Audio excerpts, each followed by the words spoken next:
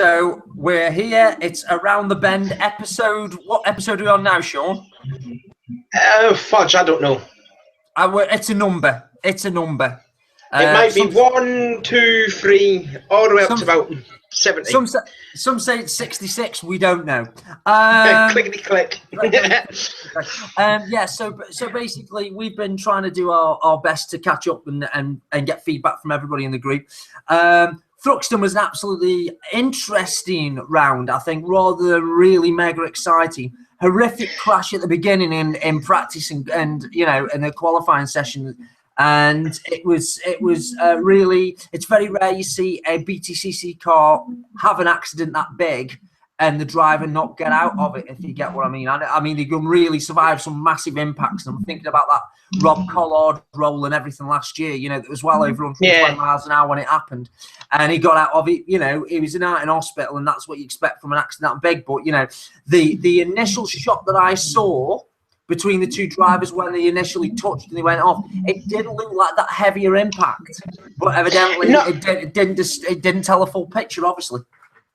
No, I think what happened was Buescher was coming out the pits, and Belcher was just about to do his flying lap, and so he come over the line flat as the other one come out of the pits then, because to me, I only saw a YouTube clip, and it was kind of like just like a second before the impact, you know.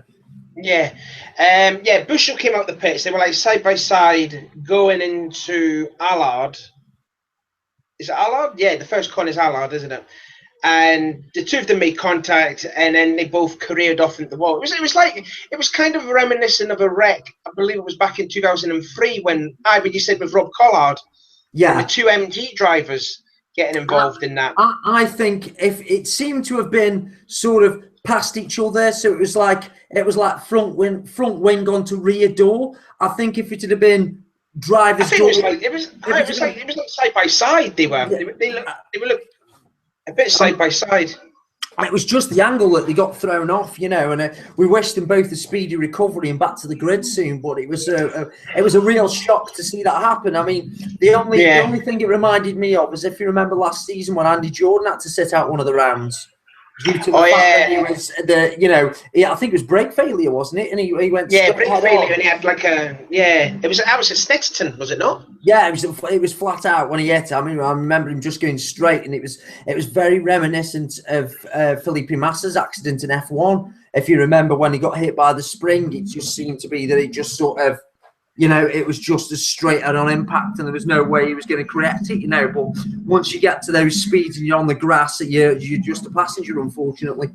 Yeah, Buescher says here, Buescher received severe ligament damage to his hip and his leg, so he came off the worst, to be fair. Belcher already had some sort of arm injury, but he walked out unscathed. But it was Buescher that had the most damage done.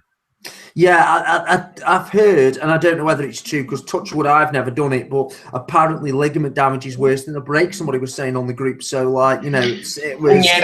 it could take like a long time to heal, like severe ligament damage.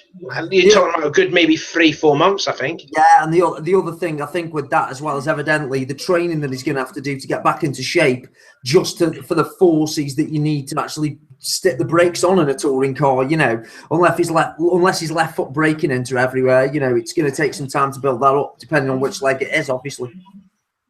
Yeah, and I'm also seeing as well on the BTCC Crazy page that they've also brung out penalties, and apparently they've actually put the blame on Mike Buescher. He's saying a verbal warning for the qualifying incident with Belcher. And it says also here it's his third strike of the season, which means he will be serving a penalty. So he'll be starting at the back of the grid come Alton Park if he gets to race it.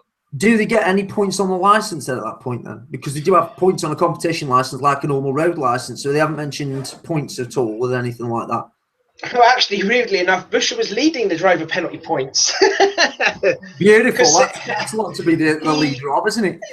He's already got 5 penalty points, and that was from the first race at Brands Hatch when he made contact with one of the Eurotech Hondas. I couldn't mind if it was Deppert or Jeff Smith.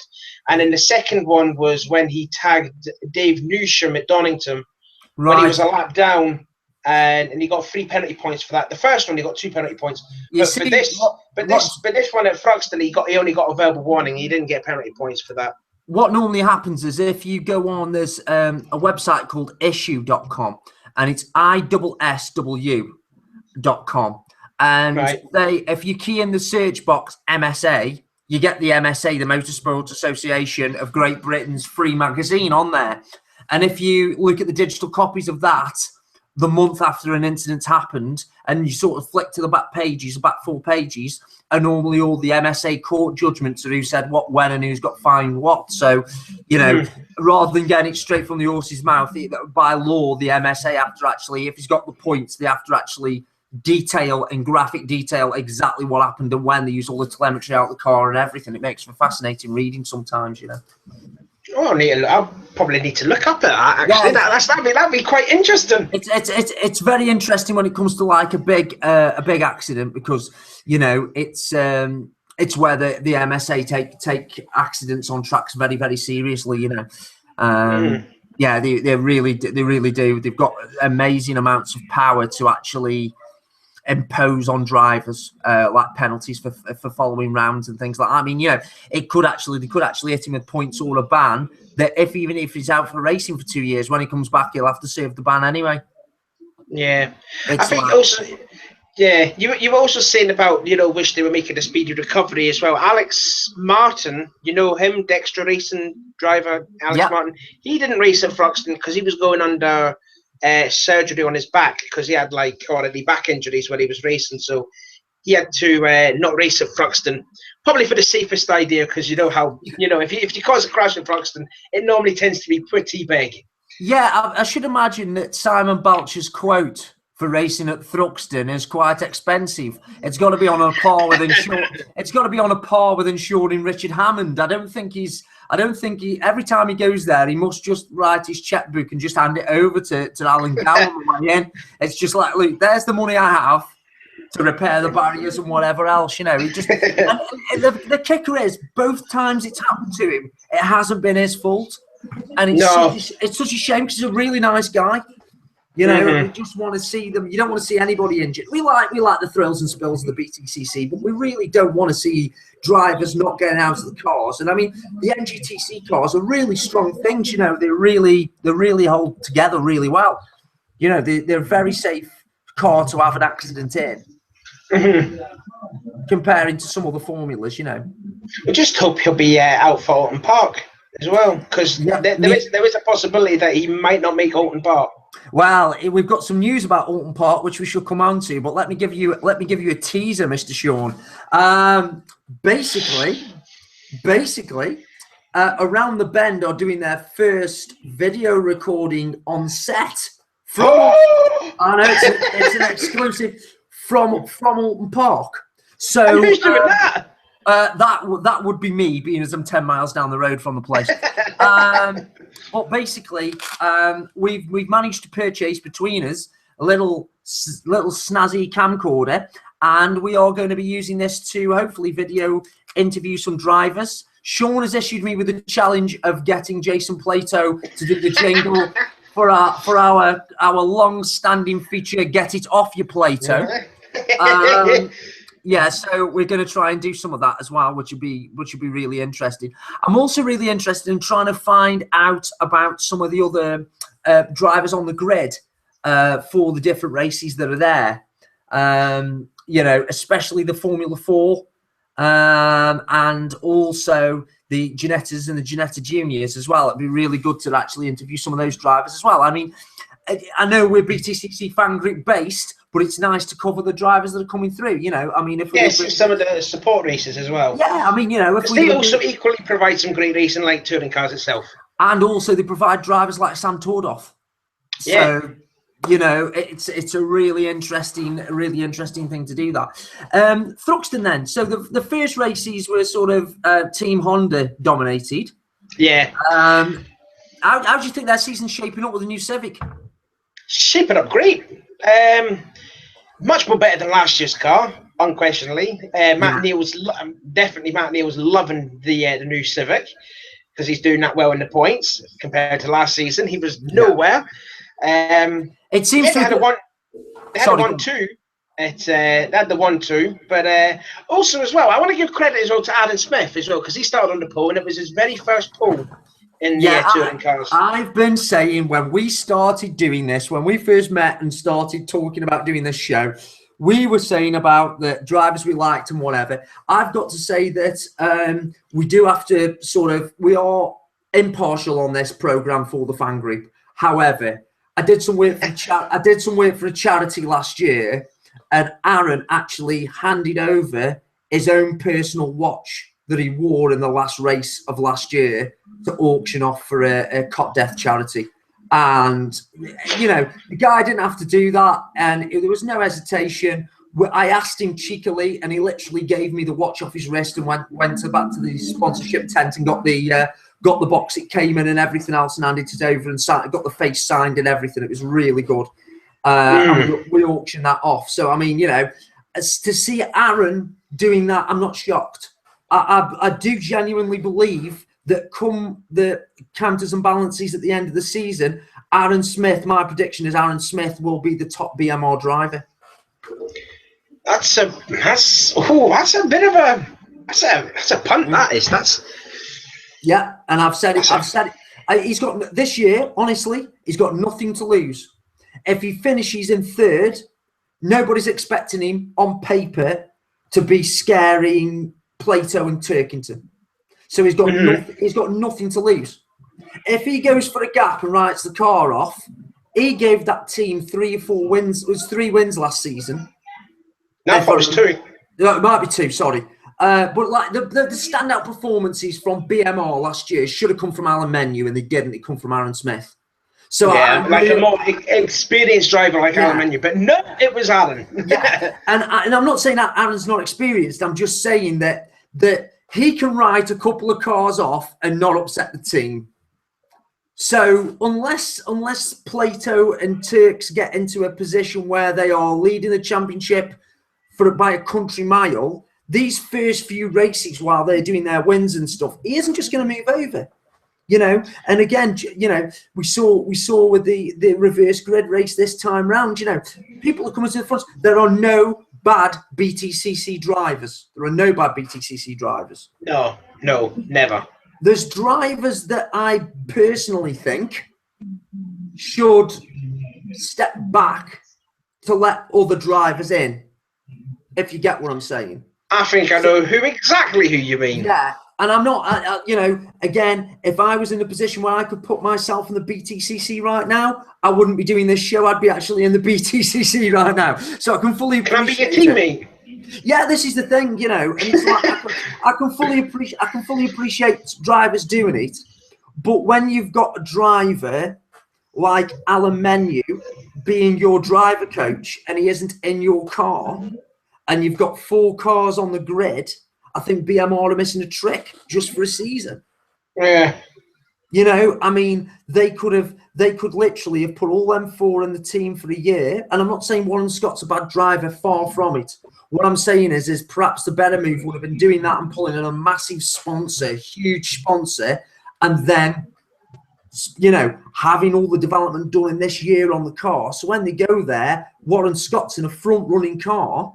That's basically his team boss. He just goes, right, Turks, Plato, Aaron Smith, you know, Alan Menu, what's the car setup for this track? And basically he can let, you know, because when he's got the car and he's not mid-pack, he tends to go off because other people tap him, in my opinion. There was a lot of cases of that. I'd love to see him get the reverse grid draw and start at the front. And I keep wishing for it every single time because I honestly think he's another Rob Collard. I think he'll run and hide. I don't think we'll get past him easy. Warren Scott. Yeah. You were speaking about him. He did have a pretty terrible Thruxton. He did get taken out quite a lot in the races. I don't think he actually even finished the race. No, I think it's qualifying. I think if he could nail his qualifying, I think they go up and they. And respect to him, you know, I don't know nothing, but from an outsider looking in as a fan, to me it looks like he's so fired up, he isn't getting that car setup data from the drivers he's employing. If I'd got Plato and Turkington in my team, and Aaron Smith and my team, I wouldn't even be attempting to set the car up. I'd be watching those guys go out and qualify and then dialing my car in, if, a certain wing, certain angle and whatever. And I'm sure they're doing it, but it's just not suiting Warren's driving style.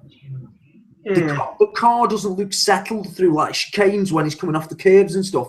The same as like Plato and whatever. And I think the car's not set up to suit his driving style. And I think if he just trusted himself a bit more and actually went with his own setup of what he felt, he'd get it. He'd use those guys for guidance. Yeah. Yeah. But like for qualify with like Plato's setup, for example, but then in the race do his own thing, just so he's out of that mid-pack where you've got, the accidents that are happening, you know what I mean? So you've got those mid-pack drivers that I'm just trying to think now. I can see the logo on the car and just can't think of the driver's name right now. The guy who's in bought Andy Jordan's car from last year, the two Civics that are mid-pack. Oh, Eurotech. Yeah, Eurotech. So those guys, that's not a bad team. That was a championship winning team, and it's just that those two cars were set up for Andy Jordan's campaign. They were dialed in by Andy Jordan, but now they haven't got Andy Jordan behind the wheel. And I'm not saying the drivers are bad. I'm just saying it's going to take them drivers time to find the feet. But if you would see if Warren Scott would go for a race setup, even though if he's qualified well, would he keep the setup and go for the race? I just don't know. I think. Honestly, I think when he trusts himself, there's times where he gets clear of that mid-pack. The difficult bit about being on the BTCC from a fan's point of view, I think, is the action is the first two cars that go into the corner first, and then after that, it's between positions 11 and 15. There's going to be carnage there. It's that bit where they get to Paddock Hill Bend at Brands Hatch, for example. They roll in. The accident doesn't. It's very rare the accident happens at the front. The accident tends to happen 10 cars back, and that just seems to be where Warren Scott's constantly qualifying. And it's such a shame because he's getting a bit of a Maldonado reputation, and it's a bit odd. It's a bit odd to shake that when you're constantly in the barriers, but he isn't the person putting himself in the barriers. It's him getting hit by a car that's already spun, So that's not a Maldonado then, because Maldonado causes crashes, whereas Warren Scott doesn't cause crashes. Maldonado just goes to the toilets in the pits and just explodes. He is their version of Kenny off South Park. So yeah, it's one of those, mate. It really is. Any other standout performances for you then from Thruxton? Adam Morgan, definitely. Adam Morgan. I honestly thought the Mercedes would be down on power, but he qualified. I think he qualified fourth. The tyres were the one. The way he handled the tyres, because he pulled away, and he pulled away so far. I thought to myself, they're going to go 4 laps before the end. It's going to be, the car's just going to suddenly drop off, and. I was shocked that the tyres lasted so well. It actually bodes that car in really good contention for other rounds where tyres are an issue. It actually, when Tim Harvey actually explained that there was no soft compound tyres. It was just all hard tyres. Yeah. But as you say, there was a few flat tyres. I mean, Alan Smith had a flat tyre in the first race from third position. Yeah. And then he kind of, I don't know if it was kind of stupid of him to do it, but he was battling with a pack of cars. But he was flashing headlights at them, at the guys that were like 7th or 8th. And you shouldn't, I know it's a bit cheeky, but you shouldn't really do that. You're a lap down. It's how can I put it? It's the, like I say, he's in a fighting mood as Aaron. Yeah. If you see any interviews at the beginning of the season, you go back and watch those interviews. And there was one on ITV4, and basically he asked him, and it was on the website for like 10 minutes, then it got pulled. And I swear I should have recorded it because it was literally like, do your, having Plato and Turkington bother you in the team? It's just a question like that. And Aaron just looked straight down the barrel of the camera and went, well, I'm not here, make the numbers up for me a win. And I was just like, okay. But yeah, getting back to Adam Morgan, I thought like I said, with the Mercedes being down on power, like with some of the other cars that qualified in fourth, was pretty outstanding. I mean, the other Mercedes driver was 15th with Aidan Moffat, and he went on to finish third in the first race. And the second, oh, sorry, go on, Em. Yeah, I was just going to say, do you think that some drivers, and I personally think this about Adam Morgan, is that win now is the catalyst for him to having more and more and more wins. Andy Jordan for ages was so near. Then when he finally won one, they just fell like dominoes. And I've got a feeling Adam Morgan's going to be there or thereabouts. I certainly think he's going to be top 5 before the end of the season. I think he's going to come. Every race is going to get stronger. I underrated him last year when he was driving that Mercedes, but in all the years that Adam Morgan's drove, he has matured a hell of a lot in his first year. Like in his first year, he was horrible. Well, he caused a lot of crashes and that. And they were saying on the pod, they were saying on the actual broadcast that he's got a driver coach now, hasn't he? Who's been around it, and his actual role was just to calm him down because he got the red mist in the seats, Yeah. And it's helped out a treat. I mean, to me, I thought last season he was the most consistent driver in the BTCC last year. He's got a legitimate win to his name now. I think he can. The world's his oyster for him now, I'd say. Definitely from with wins in him. Can you see him getting a works drive? Do you know? I hope not. I mean, WSR. I was just going to say the same thing. I think something like WSR would be two seasons too soon for him. I think he could do another Matt Neal and win it as an independent. I really, honestly do. I think he'll probably might win the independent, but I just don't think he might be suited to like a non what's the word I'm looking for? Help me out. Yeah, a non-works team, yeah? That's it, non-works team, yeah. He'd be more suited to that because he reminds me of a driver. Do you remember Adam Jones? Yes, yeah. When he drove the Seat, was it Ibiza? Was it the Seat Ibiza? And he did really well in that car. And then he went to that works team and he was bad. He didn't get that good finishes. And that's why I'm saying about Adam Morgan. Maybe he shouldn't, go into works drive.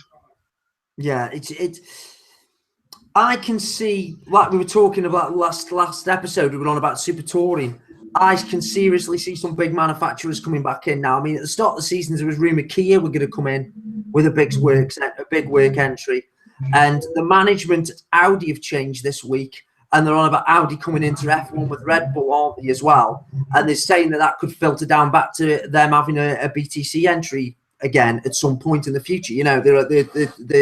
It's one of the things Audi have been looking at as places who won championships before, And I think if a big major works team came up now and started really putting a proper works team like we saw in the late 90s together, somebody like ProDrive or Honda actually. I mean, Honda had sponsored Dynamics, but you know what I mean? They really are a Honda team, aren't they? So. And if you say about with Red Bull and Audi, if they make an Audi car, would Andy Jordan join them? I mean, to be fair, if I was Audi looking at coming in, I mean, the first person you go to is Rob Austin, obviously, because for them to get involved in that, they need to have somebody who is a media darling, who is going to shift T-shirts and merch for them. And as drivers go on the grid, I don't think you could have a better one than Rob Austin for that. No, I really want to have a picture of him because he's just like the most coolest guy that you see on the paddock. He's like so laid out, so chilled, and I think that's what you need. I think that's what BTCC needs. Yeah, and I mean, the thing with Rob is, I think he's a Marmite character. I think there's people in the paddock who don't think he's as disciplined as the other drivers, and I think that he would do a lot more if. He's got natural talent as Rob. He really has. And I think that he relies on that natural talent. I think if he put his mind to winning the championship, I think he could. I think he'd be a really serious contender. I'm not saying he's not like trying to be a contender or trying to win races, but I'm on about like he doesn't get up at 4 a.m. running and dreaming of lifting the trophy at the next round. You can bet your bottom dollar. I know for a fact Andy Jordan and Aaron Smith are literally like them guys could get kicked up at 3 a.m. and do a triathlon. I mean, they are hyper fit. Those boys really are. Just the training regimes for do that. And I mean, you know, there's Andy Jordan does a lot of mind coaching as well. And he's actually coached by the guy who coached all the Olympic teams and everything. You know, the British cycling team that won everything. Yeah. Yeah. I mean, you know, when you've got a BTCC guy with a hypnotist on the boots, you know how serious he is about winning. Mm-hmm. You know, and it's like, you've got somebody like Rob Austin, and they just turn up there. To me, they turn up at the track, hop in the car, and just go off natural talent and natural passion for it, you know. Whereas with Andy, it's a business. With certain drivers on that grid like Plato, it's a business, if you know what I mean. Yeah, I do. Yeah. But then you've got people who are that dedicated, like, say, Gordon Shedden, for example, who's that dedicated, but he comes across as a nice guy. You can just, you know, how can I put it? There's certain BTCC drivers you'd phone if you were going to train for a marathon, and there's certain BTCC drivers you'd want to take you to the pub on a Friday night. I think there might be some BTCC drivers that are like nice and friendly. I would say Matt Neal was quite a nice guy. I remember when I went to a Knock Hill race, and I think Matt Neal won the race. Yeah. And I watched the podium, and I looked at Matt and says, "Well done, Matt, mate." And he was like, "Cheers, mate." I was like, "Oh, Matt spoke to me." Well, I had a very, very interesting one with Matt Neal, which was in 2005, I think it was. Might have been the year before or the year after, somewhere around there. Anyway, I'd been on tour, and I'd come back down from like round Scotland and all the way back down, and we ended up at one of the rounds, and we're in the paddock, and I'm normally driving, so I don't normally have a drink.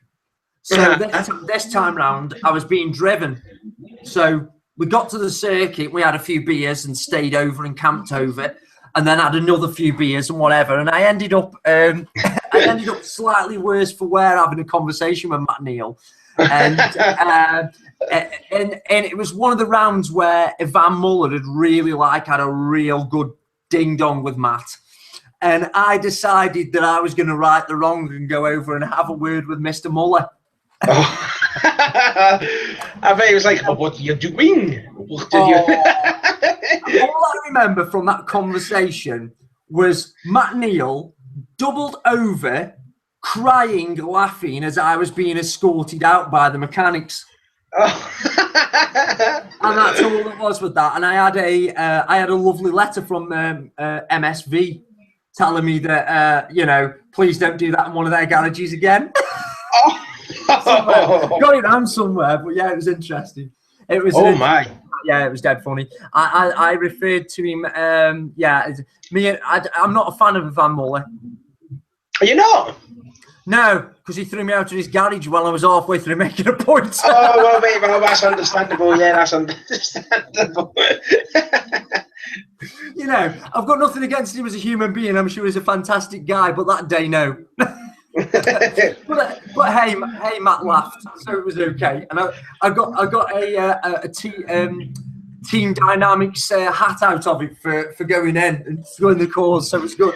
Oh, that's happy days, eh? It was, mate, it was. Right, so what we'll do is we're going on for like 17 minutes past the hour, mate, and I'm not sure about time. Shall we do a little outro here now, and then come back with the Alton Park preview, and then just carry on recording? Mm-hmm. And then if we go for this and do the Alton Park preview really quickly, then it shouldn't be too long to then download, should it? Shouldn't be too long, no. Yeah, so we can rip it down then. You all right with that then? Yeah. So anything else then that you want to say about the Thruxton round, mate? Sorry, I'm going off at a tangent. As we do on Around the Bend. Just for you folks. I thought the Thruxton races, they were all right. They weren't as exciting as the Brands and the Donington races. Again, 3 different winners again. Shedden winning in race 1, Plato in race 2, and Adam Morgan in race 3. Plato, I thought, was fantastic. He protected his position, but while having a heavier car, I thought he was outstanding. Yeah, that shows you why he's won as many races as he has. He's the most winningest driver as well now. Yeah. 91. He's going to get 100 very soon. Yes. Definitely. Yeah, I wonder what Alan Gow's going to give him when he gets 100. Probably a cake. You know something? I think at the second he gets Andy the cake, he'll ask for some more turbo boost. I stick out the exhaust, that Yeah, this cake's really nice, but can I have another 3 psi on my boost, please? Thank you very much. Yeah, so we are basically looking forward to the next round, which will be Alton Park. So what we'll do is we'll bring this recording to an end because we're trying to make them really bite-sized in about 20 minutes, and we can. So what we'll do is we'll be back on air real soon. So keep a post out for the Alton Park preview. As always, send your comments, questions, and everything onto the fan page. We'd love to hear from you. We'll mention a few as we can. And yeah, we'll do it. See you on the next Around the Bend. Bye-bye. Bye. Right, so if we do that then, so that's an edit there then. Yeah. And then we'll go straight into Alton Park, yeah? Yep. Cool. Hello and welcome to Around the Bend with me, Bart, and... You sounded very posh there. Hello, welcome to... I know, I'm trying to do the other thing. The other one I had an idea for was to go off camera and do some operatics, and then when we come back, say, yes, thank you very much, Steve Ryder, to see if we can get that in. I've got some spoof ideas for the Alton Park round, which I'm not really sure I'll get away with, and I think some people could be offended. So what we might do is we might do some tests and then run it past Sean before they go on air. I've got an idea for a Steve Ryder impression that involves a wig and a pack of Richmond sausages, but I can't go into that. Just if you actually get him and just like interview him with the wig and the sausages and that, I wonder if he'll be easily offended. I was going to actually do all that. We're going to try and spoof a few going forward, I think. So the other one that's been suggested is Paulo Squeal. So to do some stuff like that, because what the plan is eventually that we've noticed on the fan group, a lot of you do virtual racing. So we've been asked officially by a couple of people if there is a fan group race that's going to take place. And we were asked by some of the admins if we would do the commentary on that.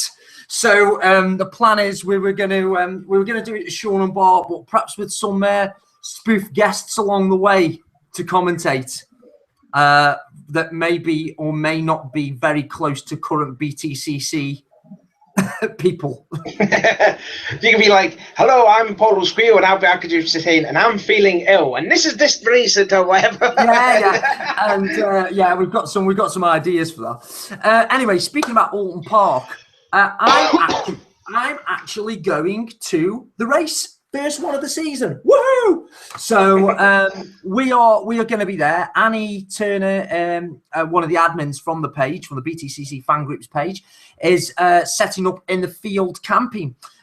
So we are going to pay her a visit. She might not necessarily know that we're arriving, but we are going to arrive and drink. You've could have kept it a secret there and just kept us a surprise. Just go boom, just like that. No. We're gonna. She knows that we're coming at some point, but she doesn't know where or in how many numbers. So what we're gonna do is, I was. Do you remember a band called Alien Ant Farm?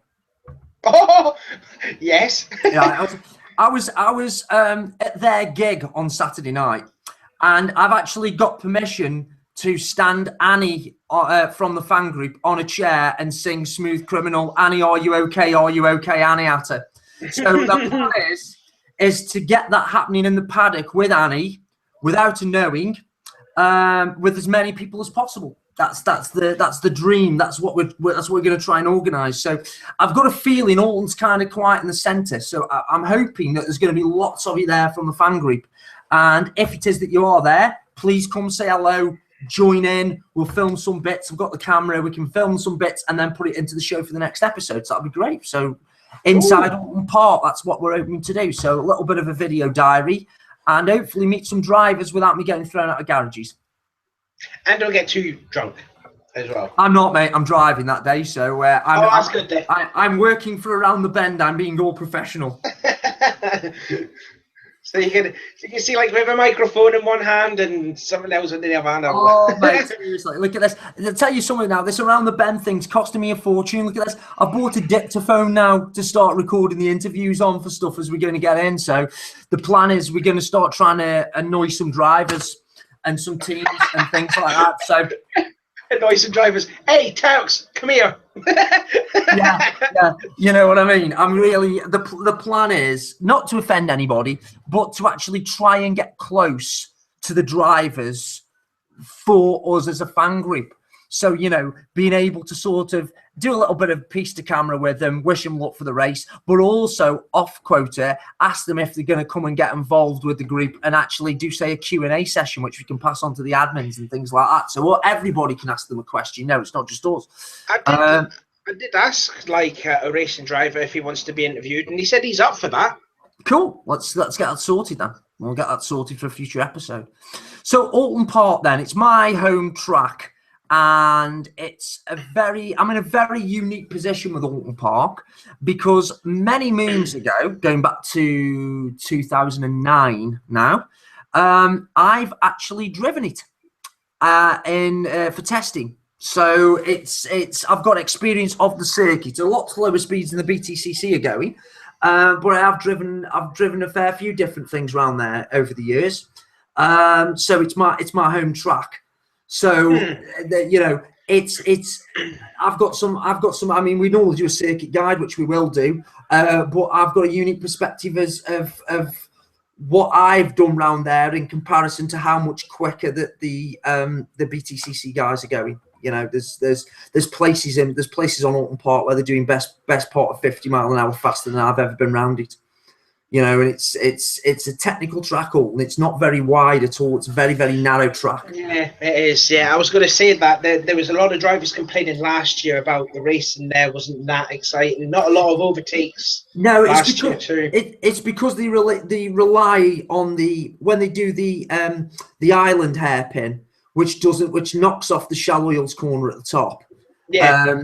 That there's a massive braking area there, and in touring cars they run so close, you need massive braking areas to make the difference. Otherwise, it gets very processional. I think. Go on. The main points that are really slippy that you need to watch out for where all the action is Oldhall, the first right hander, is very, very slippy on exit, and very and mid corner the slipping starts there as well. And it's a different tarmac. And it only really gets grippy as you go down towards Cascades. And, you know, if you lose it at that point, you can have a massive accident. I mean, you've only got to ask Hunter Abbott about the fireball that he had down there a few years back.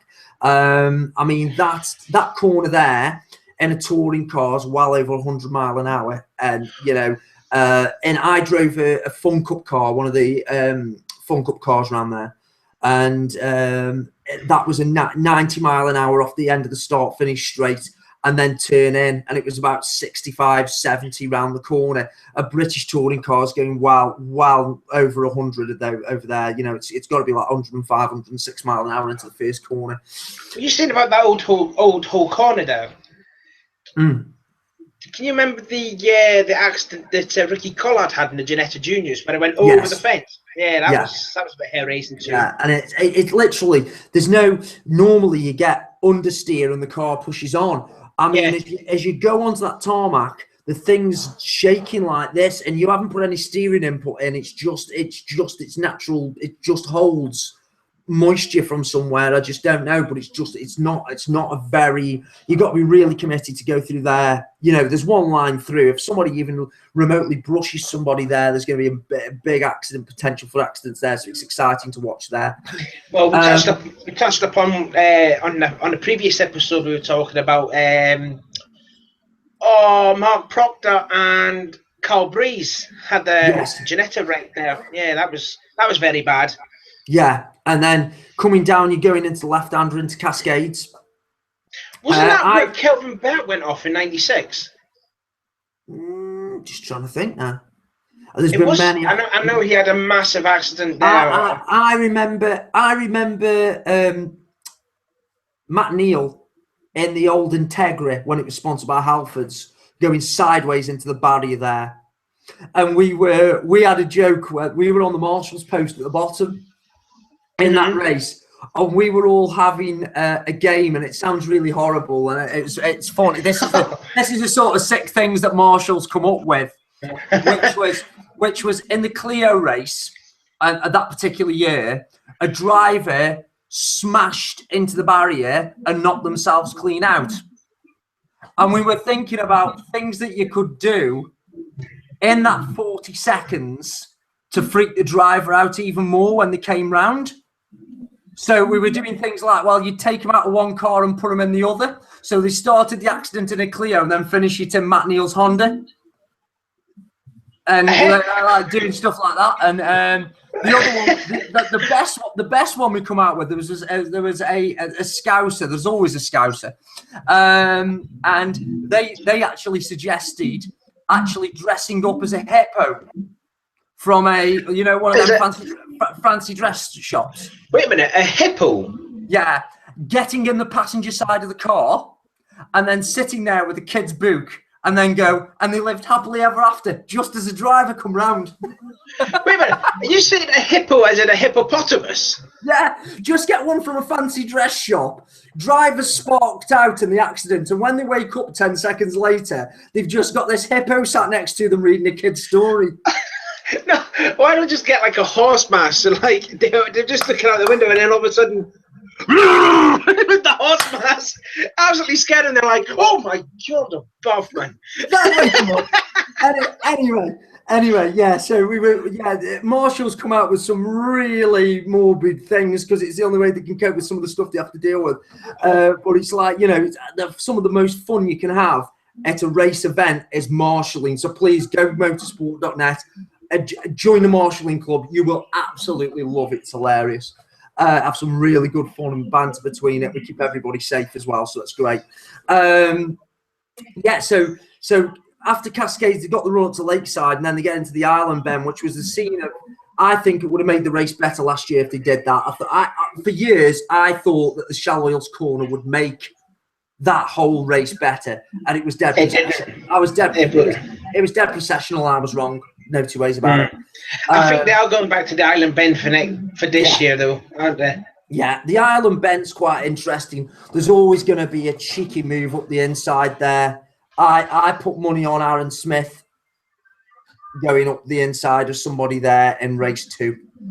I've got a feeling he's going to be quite feisty at that particular bend. I think that the braking power of the VW will suit that corner really well. Then they go over the hilltop and down into the chicane at the bottom. Again, are they not doing the chicane, the Philistines? No, because that's off the back of Shallow Hills corner. So they go around Shallow Hills, and then you've got Britain chicane, and the Island Bend links into the exit of the Britain chicane. So they'll literally go down Lakeside, hit the brakes, down 2 gears, throw it in. It's most probably going to be a 3rd gear in a touring car, and then using the torque and the power so they can get the wheel spin on the way out. Some drivers may go for the 2nd gear, but I should imagine somebody like Rob Austin, somebody's in a rear-wheel drive car, will have to use the torque to pull it so it doesn't spin out the corner. Over the top of hillside down into Knickerbrook. Knickerbrook chicane, straight the way through there, and then evidently they start climbing up Clay Hill then and under the bridge and heading towards the left-hand side. It's going to be quite interesting to see how they cover that bridge up, because evidently BTCC is sponsored by Dunlop, and at the moment that bridge is painted up with Pirelli all over the place.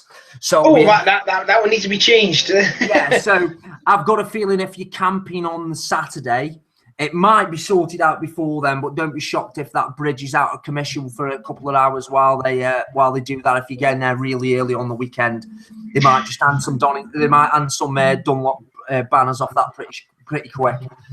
So as a person that watches a touring car race, where is the best place to stand to watch the action? there's three things, because all this time round I've actually put in a couple of grandstands. Now, you do have to pay £10 extra for a grandstand seat, but they're really good because of where the ITV camera positions are.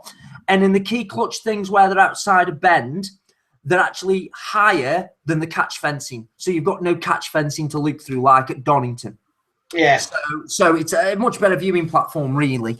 My own personal favourites is if you go up to the top of Clay Hill, where we were on the track guide, and turn right there is a part of the tarmac that's black, and then just before the entry to the corner, it goes silver all the way through the apex of the corner.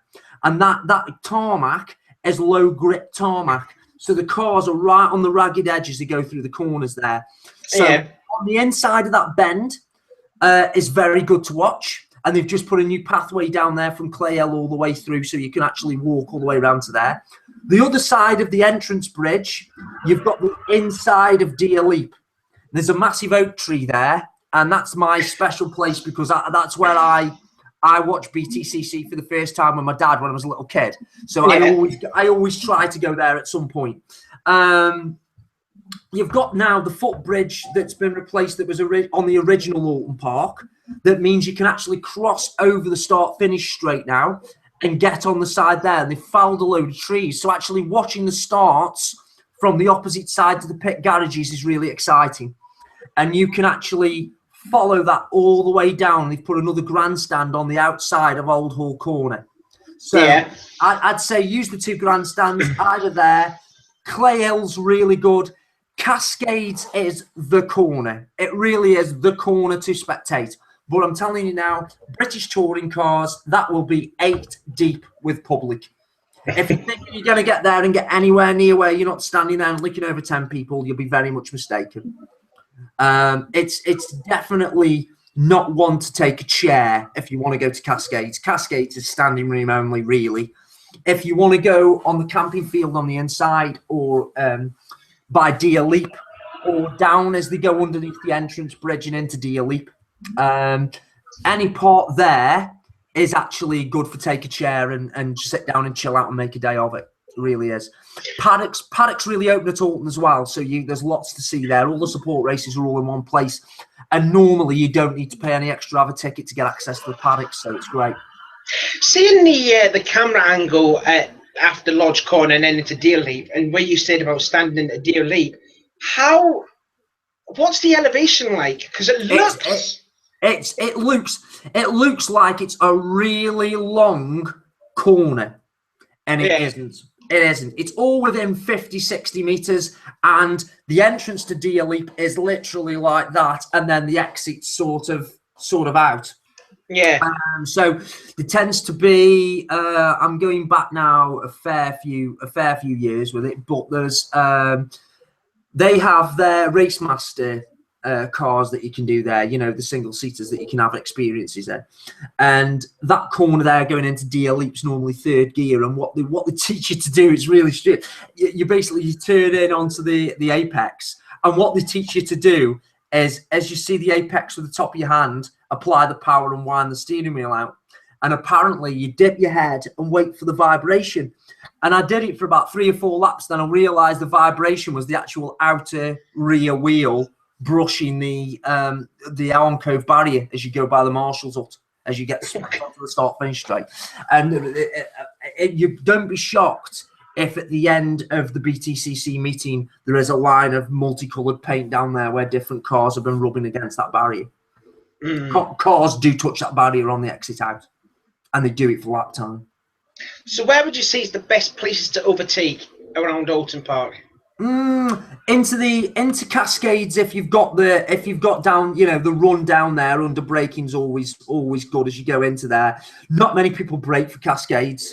I think Island Bend's going to be the main overtaking point, and also the exit, not the entrance, but the exit to the chicane before they go to Clay Hill, because a lot of people, especially the rear-wheel drive people, I should imagine, are going to give it a boot full of power and just a little millimetre snag. And when they do that, somebody will be up the inside of them. I think they'll be driving defensively there. What about Lodge Corner? Because that's like a a decent place to overtake someone as well. It is, but the problem is with Lodge is that people know it's a good place to overtake, so they tend to defend it way before they get there. All right, okay. Yeah, so you'll get somebody who's like, you know, absolutely go all the way around the outside. Mm-hmm. So you'll actually get somebody who's going around the outside of the. Yeah. Sorry. Yeah, it's all right. You'll actually get somebody who's going around the outside. So we can do the edit. Sorry. No, but I told my mum not to come in because I'm broadcasting. She come in with spaghetti. It's fine. Right.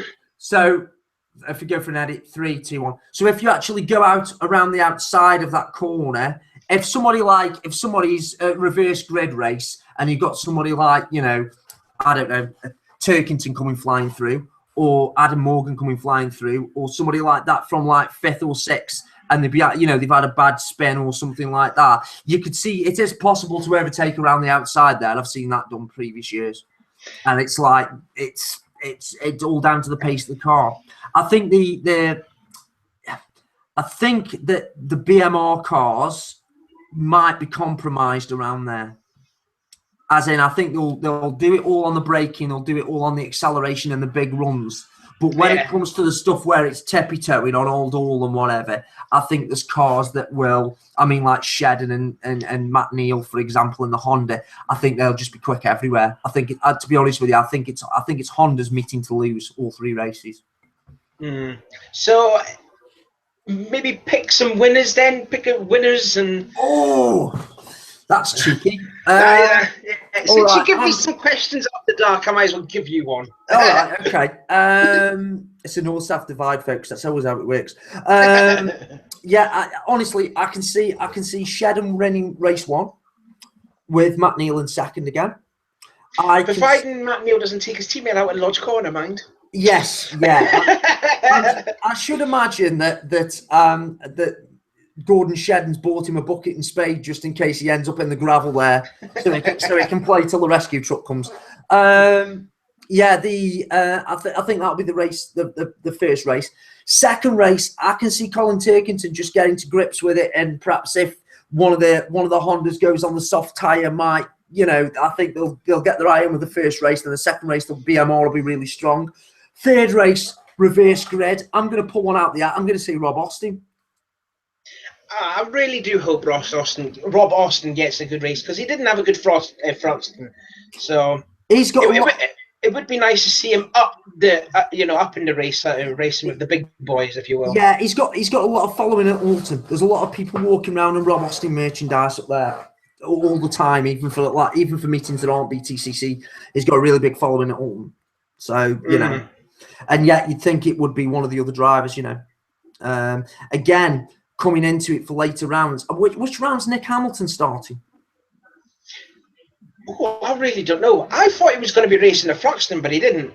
No, because I've seen something. He was in Barcelona, probably with his brother, seeing some crappy race or whatever. Yeah, because Nick and his brother. I mean, a lot of people forget that Nick has been around Alton Park a lot when he was learning how to drive, because he was when his brother was in Formula Renault Euro Series. Nick was taking racing lessons then. And when you've got Lewis Hamilton as your brother and teaching you how to drive around the circuit, and all your lessons virtually happened at one or two tracks, you're going to be really strong at those tracks. I'll be really shocked that he's not racing at Alton if he isn't. Well, how many races is Nick going to be racing in? I'm not sure, actually. It all depends on budget. But I thought the sponsor would be queuing up for him. Yeah, because I've seen some interview. He was going to be going up for 3, 4, 5 races, wasn't it? Yeah. And we've already done 3 rounds of it already, and there's no show of them. Sorry. It might be that he comes and does some of the races later on. It's limited rounds, isn't it? I'm very shocked. I'm very shocked not to see him in a Mercedes. He's driving a Ford, isn't he? I would have thought. Oh no, sorry, it's an Audi. Yeah, I would have thought with the links he's got, they would have expanded that Merc team to take him because of just the links with AMG and everything they've got. Yeah. I never thought of that now. Yeah. You know, it would be marketing man's dream, wouldn't it? A second Hamilton and a Merc. Yeah. I wonder if, I mean, if Nick Hamilton does race at Alton Park, I wonder if you'd see his dad. Quite possibly. I'm not joking now, Nick. Nick is seriously now, behind the wheel, he's a brave driver. He's got no, if there is a gap, if he's half a second down and he thinks he can pull that half a second back by not braking for any of the corners, he will. Yeah. And if he, you know, you saw it in the Clios a few years ago when he almost went through that marshal's hut on his door. If you remember the documentary they did on Meet the Hamiltons on BBC a few years back. I don't think I've watched that, to be honest. Yeah, it's on YouTube. It was there was a documentary called Meet the Hamiltons, and he was doing Clio. I'm not sure whether it's a race or testing, but literally he's supposed to have braked for like 4 corners, and he just didn't brake. He just went flat out through all 4, and he made the first 3 and didn't make the 4th, and almost ended up with a marshal's hut on his door. Oh God! I mean, like he's a brave lad. He's not there to make the numbers up, Nick. He's there to win. Yeah, determined lad. He's a very determined lad. You know. I wonder if we can interview him for Around the Bend. Do you know what? I would love to interview him. Like, I'm already trying to get hold of him again. Due to I'm very lucky in the fact that where I work in my day job, I actually work with a camera guy who has done a lot of work with British touring cars and knows most of the drivers on the paddock. So he's very good. If I can't get in to see a driver, I've only got to mention a couple of names, and normally I can blag my way in most places. So I'm hoping that continues, because if I can't blag my way into anything and get out to Alton Park, then I've just shot myself in the foot there with that comment. But you know what I mean. We've done some stuff in the past. We've been able to get where people normally can't get. So that's what we're hoping. Anything else?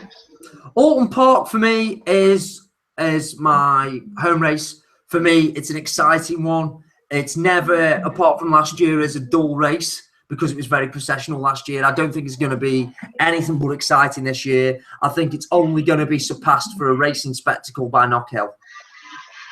Yeah. Because Knockhill is always a corker. If we could have 2 meetings, we have 2 meetings a year at Brands Hatch. I honestly believe the audience figures for ITV would go through the roof if we had 2 Knockhill meetings, one at the start, one at the end. Hey, and then I can go in for 2 of them, 2 meetings then. Yeah, I mean, you know, honestly, yeah, it's exciting racing. It's never a dull race at there. Hot lemonade. Right, there we go. That's my hot lemonade. Hot lemonade. It must be a Scottish thing, dude. No, that takes the chills off when you're when you're not sleeping. Right, didn't know that, mate. That's one I've never had. Yeah. Oh, aye, hot. Get some Schweppes lemonade, put it in the microwave about 4 minutes, let it cool down. You smell the proper lemons out of it. Mate, seriously, I'm gonna. You do realise right now? Once we finish this broadcast, I'm trying that. Have you got Schweppes lemonade? Yeah, other lemonades are available. We're not being sponsored by them. But if they want to send a crate of it to Sean, I'm sure he'll get through it. Oh yeah, with pleasure. and that goes out to any beer manufacturers that may be watching as well. That doesn't apply to me because I don't drink alcohol, so you're right. All right, okay. Well, what I have to do, we're already started talking about things as we're going through the season. We really want to start planning the end of season quiz right now. Oh yeah. So you know, it would be amazing to do that. With this Google Hangout feature that we've got here, we can actually put questions up and have lots of people on the call and stuff like that. So hopefully, before we get there, we're gonna ask people to submit their questions and play along and do some stuff like that. The Christmas quiz. We've both taken part and watched the Christmas quiz on Midweek Motorsport. We still suggest that you do that as well. The Radio Le Mans Midweek Motorsport one's an amazing Christmas quiz. We're not trying to compete with that. We just want to do our own smaller version of it, so that'll be amazing. Or end of season. End of season quiz could work as well. And also, if we can ask you questions, hopefully you can reply back to us as well, like what we did with the if you were in Alan Gow's shoes, what would you do? BTCC, and we can answer that. Or get it off your Plato. Yeah, get off your Plato. Right. Submit them as well. I mean, if you don't want to come on the call and you want to record and put them up to YouTube, if you just literally fire us over the link, we can steal that recording and then edit it and put it into the show. So that's not a problem at all. We can do that. So yeah, by the way, yeah, just like everything through the fan group, please comment on it, making around the bend thread or whatever. That'd be amazing. Hopefully we're going to get some footage back from Alton Park. I'm not sure where we stand as regards with the BTCC and allowing us to film parts of races. I don't think we'll be able to do that, but certainly going around the paddock. And if we can get a fan group meetup, which is what I'm going to try and organise on the group, I want to get everybody together to do a thumbs up to the camera and, you know, do the intro perhaps for the next Around the Bend would be amazing. Oh yeah. Yeah. Cool. Sorry, I was just looking at stuff in there, sorry. Yeah, what you're doing, you're ordering, I'll tell you what you're doing there, right? You're just having a look at the odds for the drivers for the next race, aren't you? No. You're doing some sneaky stats, you are. What you're going to do is you're going to have an off-air wager with me and then clean up again because you've actually got all the stats from like the last 5 years. No, not all the stats, it's all in the head. And Sean, that is what's scary about you, mate. Honestly, I can honestly, I don't know, and say there he is, an absolute machine with BTCC stats. It's just, you know, it's scary. It's like he remembers logos and everything on cars from like 10 years ago. And I was just like trying to place it all. If you want to know a BTCC stat, then now there are only 2 drivers that have completed overlaps this year. That's Turkington and Adam Morgan. They've completed all the laps this year so far. Handy, there's a fact right there. Do you see what chance do I stand? I can't outstat him. You know what I mean? It's just impossible. You should say that's outstatting, Sean. Outstatting, yes. Yeah, we give him the puns. Yeah, good skills. So, are you looking forward to Alton then? Before we wrap up. Yeah, I'm looking forward to Alton Park. Yeah, and hopefully it would be better than last year's one, as you said. I can guarantee it will be better. There will be more action. Bend's back again, but we're just hoping for again another 3 different winners. Hopefully. Yeah, I honestly think they should have stuck with the longer circuit. I fully appreciate why they've done it, but I think they should have stuck with the longer circuit. I think because the cars are more balanced this year, you wouldn't have people tearing off down the straights and making it impossible to catch them up. Yeah. Excuse me. And I also think for Alton Park, like they have special tyres for Thruxton, I think what they should do is do the reverse grid race first for race 1 at Alton.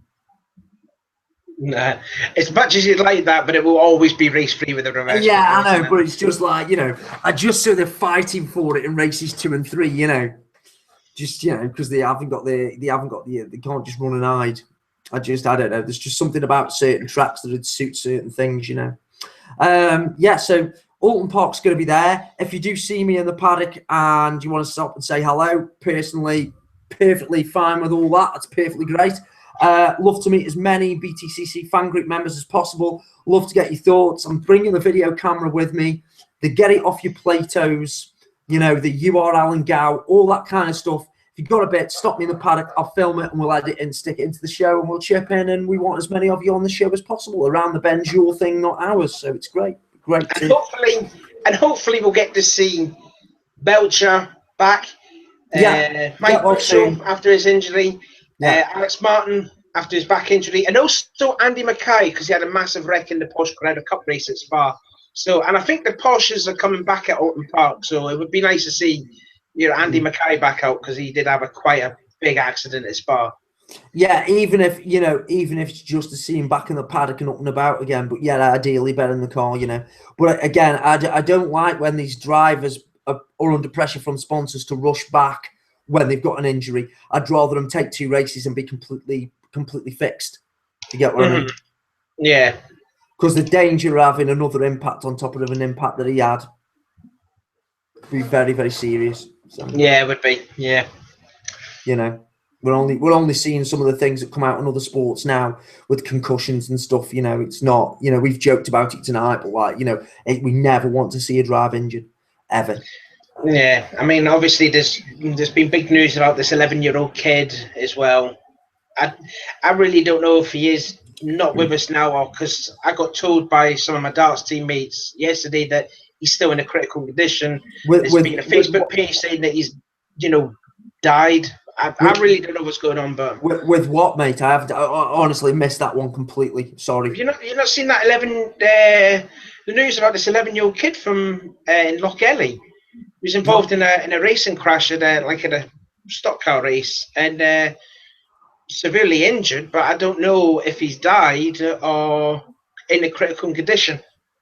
Honestly, it's like, I honestly missed that completely. And my thoughts go out to him and his family. Obviously, it's just it's terrifying that he's 11 years old.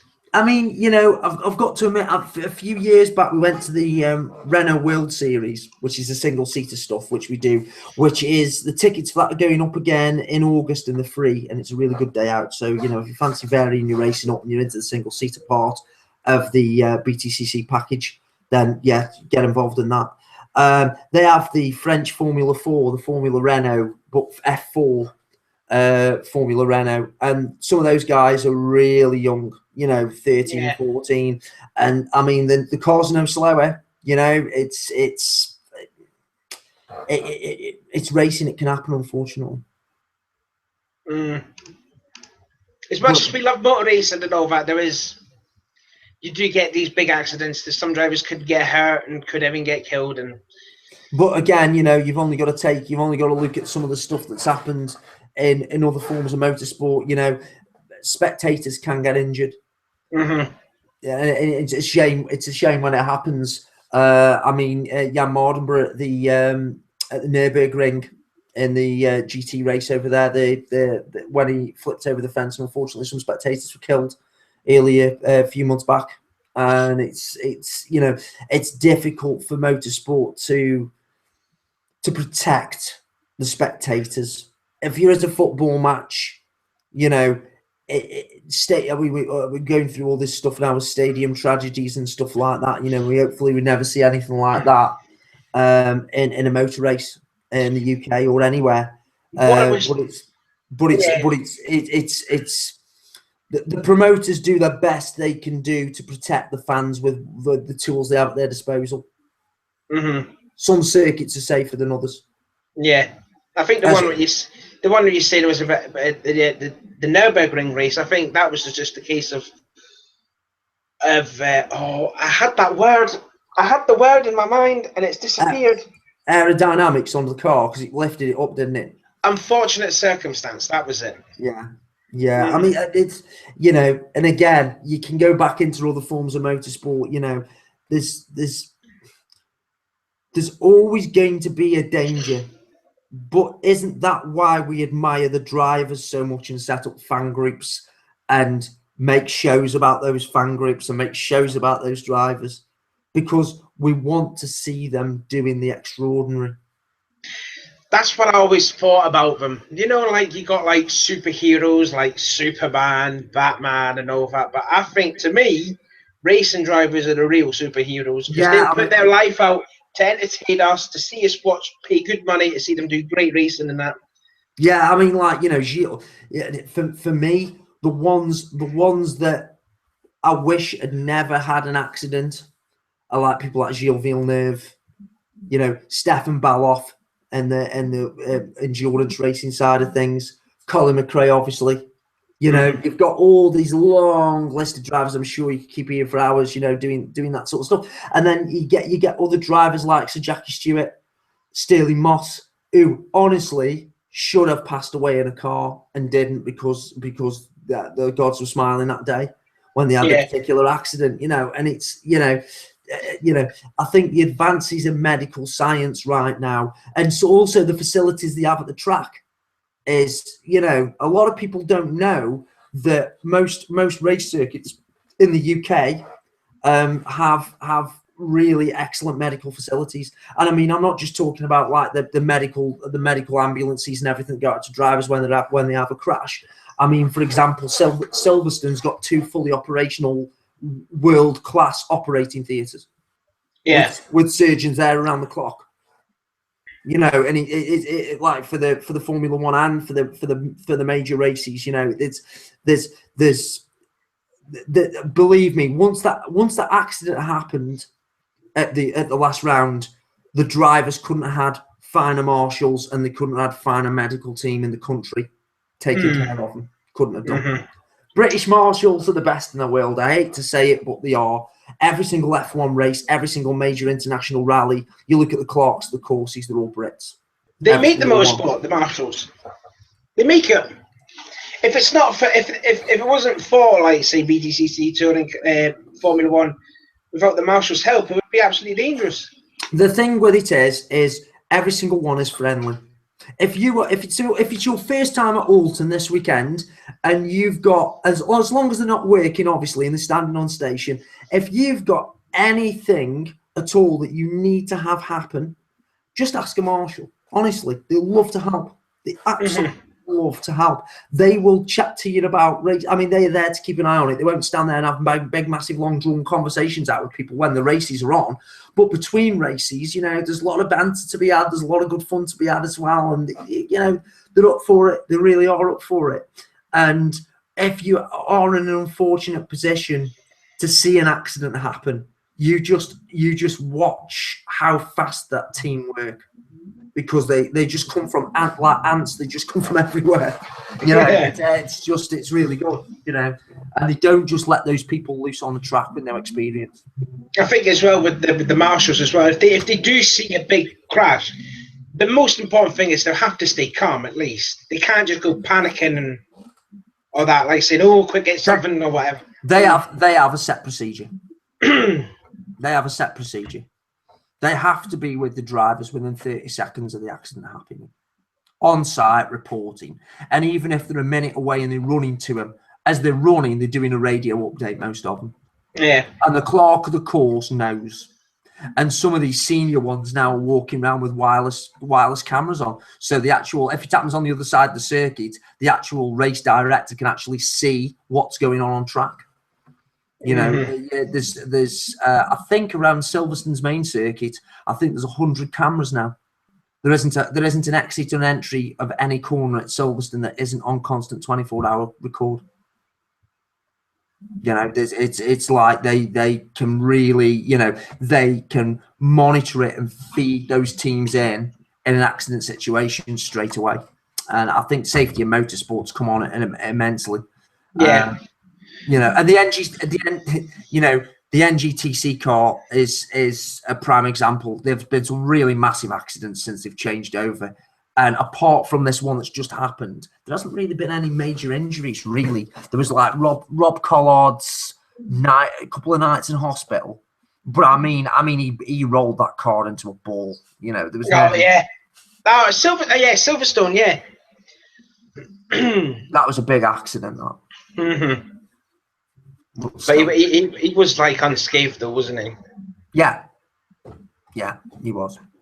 But like I say, I mean, you know, when is too young to be a racing driver? I mean, if you haven't made it in karting, if you want an F1 career and you haven't won championships in karting by the time you're 10, you're pretty wrecked, really.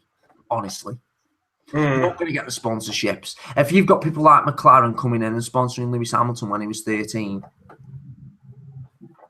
You know, they're groomed for stardom, aren't they? They literally are. You know, there's a lot of drivers I think drivers take the British Touring Car Championship with the extra risks that it comes with, because let's face it, it's not a racing series where people don't get leaned on. No. It is a contact sport at the end of the day. Yeah, I mean, if you were setting up a British touring car team right now, the first thing you'd order for the team is panels. Yeah. Lots of them. Yeah. Lots of mirrors, lots of back bumpers, front bumpers. Yeah, you know, it'd be interesting if the BTCC actually released that as stats. And I think they've really clamped down on these driver limits and really been harsh with some of the penalties and track limits and things like that. And I think it's because just the costs were rising. And I don't think it was down to development of the cars. I think it was down to repairs. Mm. You know, Yeah. An MGTC car is not a cheap piece of kit by any stretch of the imagination. It's cost effective, but it's not cheap. But it is still cheaper than a Super Tourer car, to be fair. Yeah, but you know, the teams just a teensy bit. the teams aren't running with those Super Touring budgets. Yeah. Mm-hmm. You know, I doubt whether there's many drivers on the grid right now who are being paid multi-million-pound salaries. No. If any. You know, whereas back in the Super Touring days, they were. Mm. You know what I'm saying? Tim Harvey's never been to a Lidl. That's all I'm going to say.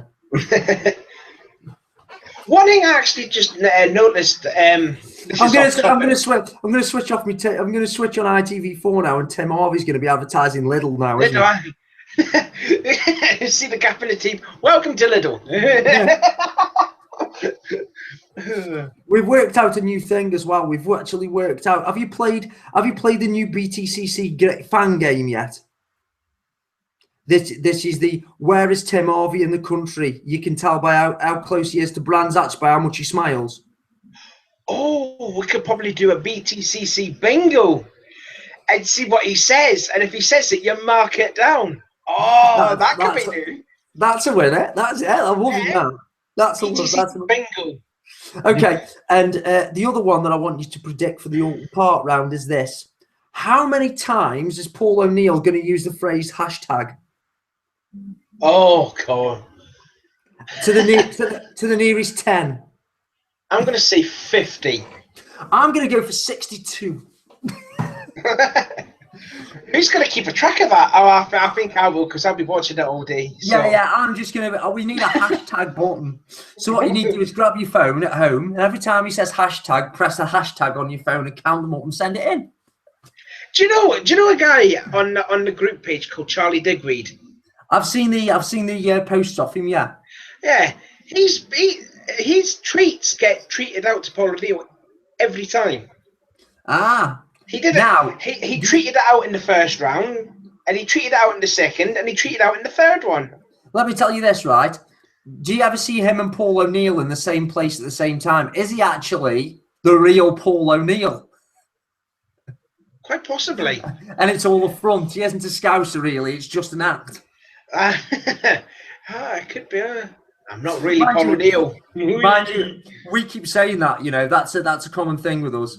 Me and my wife are convinced that you know the Formula One driver Daniel Ricciardo. Yeah. We're convinced he's a scouser. The Australian thing's just an act. He'd be great as a scouser, wouldn't he? Hello, I'm Danny Ricciardo. Beautiful. Oh. Yeah, so yeah, Andy Jordan as well will be doing his stuff at Leaden Hill again for World Global Rallycross, Ken Blocky, slidey type action. So do you reckon it's going to take much out of him and his performance is going to be it because he's physically drained from doing the other meeting? So close to it. No. I think that meeting is going to be in the middle of May when the touring cars have got a month break now. Right. So okay. He'll be refreshed. Yeah, you're not thinking preparation will be damaged though. He's prepped. No, not at all. No, I don't know. It's just, I'm not sure. I think he needs. I don't think he's completely on top of that MG yet. I don't think it's. Yeah, no, he hasn't got to grips with the MG like Jack Goff has. No. No, but you know he's slowly getting there. Slowly. Yeah, I'm not saying he's having a bad season. It's just I think he needs to once he's dialed that car into his driving style. I think he'll be right back at the front again every single round. Yeah, there will be. Do you realise that's 10 people we said we're going to be right at the front in every single round? They should be right at the front every time, though. So you're going to get to Knockhill. There's going to be 18 into the first bend, door to door. You're going to have to widen the track by about 6 3 feet. wide. Yeah. Well, they'll go in that far, but coming out the other side, not really sure that's going to work. The tyre wall's going to be plenty of cars there, definitely. Yeah, we can get a van up there and sit on the first bend, and then just wait for all the drivers for interviews as they come into the tyre barrier. And joining me now is Jason Plato, Screech, Bang, and Matt. And closely followed by Matt. You know what I mean? I'll just communicate through the window. Do you want to come out your car? I want to interview you. Yeah. What we'll do is just pass them the camera, and they can just pass it from car to car to car as they go down. That'll be the one. Just stick oil on the track so they can just go off. It's British touring cars, mate. I don't think they're going to need that at all. I think they're going to help each other off the circuit at that point. I really, honestly do if they're that close together. So anyway, we're going on again as normal. These things tend to try to make about 20 minutes, but we just really get into it. Really enjoy doing this. Probably going to be like another 1 hour 20 video. Yeah, so if we that could be difficult to download again, mate. So we need to cut it up into its bits. So should we do a general outro that we can put in and then call it a night at that, because I've got to be up for work in the morning? If you can think of an intro, yeah. So basically, Alton Park round, we've sort of waffled on a bit, most probably faded out and come to that. We've been talking for ages because we just get absolutely lost in this thing. So BTCC fan group, lots of comments, keep them coming in.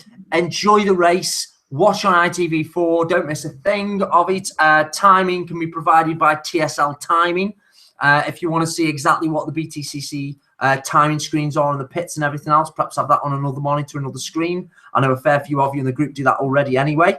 If you're there live at Alton Park, we shall be doing the rounds. Sean will be watching on TV and then texting me and telling me where to go and what to do.